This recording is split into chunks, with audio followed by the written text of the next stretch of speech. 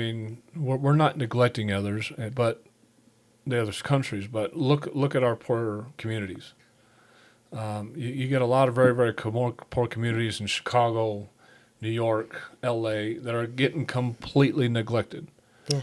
And those kids, those people have a lot of potential. Like he says, every soul has potential. Every soul has value.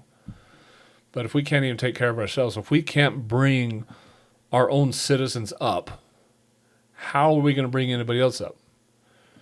I mean, you look at USAID and the big fiasco that USAID was and how much fraud is in that. I mean, if you look at USAID, you'll see that some NGO, non-government organization, went and solicited money, got this huge grant, filled their own pockets full of a whole bunch of money, spent very, very little of it on the actual program itself, and then the rest of the money gets donated to radical causes, to campaigns. You know, a lot of the Democrats are using that as campaign funds, or it's going to push their morals and values on society, which is completely wrong. But a lot of that money, if, again, you listen to a couple of Sean Ryan shows or the Dan Bongino shows, he talks a lot about this. A lot of that money went to manipulating other countries, manipulating their elections, manipulating their society, saying, okay, if you don't put LGBTQ into your society, if you don't have these certain regulations, then we're going to stop your funding. We're not going to give you this money. So they are specifically degrading other societies and pushing these obscene morals and values that they're trying to push here in the United States. They're trying to push those in other countries and winning because of the fraud and the money. And if that's not anti-Christian, I don't know what else is. But that's what he's talking about here is you shouldn't be afraid to stand up. The first thing he asks there is well, what do you think of the criticism?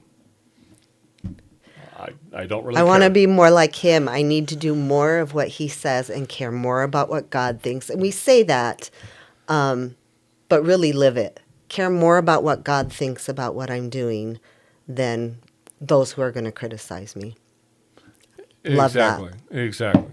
And if we all stood up like that for morals and values in the way we talk with each other, the way we vote, I mean, if everybody kind of stood up for those morals and values, we would have probably gotten even a bigger majority in this next election or in the election that Trump did, because people would see that you are standing up for morals and values. You're voting for Trump, which could have given them courage to step up and say, well, if you're doing it, I'm doing it, right? Instead of the other way around. The other way around, everybody was like, well, if they're not going to talk about Trump, I'm not going to talk about him. I'm afraid to talk about him, right? And we go the wrong direction, right? Everybody's, the example, the peer pressure is going the wrong direction. And people are getting peer pressured into not talking about morals and values, not talking about God, not talking about just good things in our elections, good things about the country, when it should be the opposite. We as Christians, we as Jews, as people of conservative faith. Muslims, we should be standing up for those morals and values and showing it so that everybody else can take courage from our example and say, well, if they're doing it, then I'm doing it. I mean, I can guarantee that if everybody of faith were to do that, the left probably wouldn't win another election ever again, because everybody would stand up. But it takes a leader to do that. It takes individual leaders within individual communities to do that. Now, Trump brought it all out because his pragmatism and his bigger than society, bigger than anything type of attitude really brought it out in society. And I think that's what really brought this home and why so much strength is behind that now. But it shouldn't have taken that. It shouldn't have taken, like he was saying that first clip, when he went around the country, he saw a lot of common sense, but not a lot of bravery, not a lot of courage. And I think we need to be a lot more courageous in society and kind of just standing up for it. Again, you're not preaching. You're not preaching. You're not saying come to church with me on Sunday. Come join my church. Come get baptized. But you're saying, I think these things are wrong. I think again that immigration at that extent is wrong. It's going to kill our society. It's going to degrade us morally, ethically, financially. It's just going to kill us. The push of LGBTQ on our children is morally wrong and evil, absolutely evil, and that should not be done. And we should be able to stand up for it.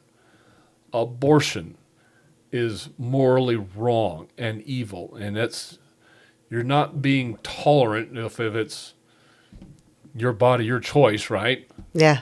It's wrong. It's repugnant. There's too many ways that could be so much better. I mean, obviously, adoption could be a lot easier and cheaper.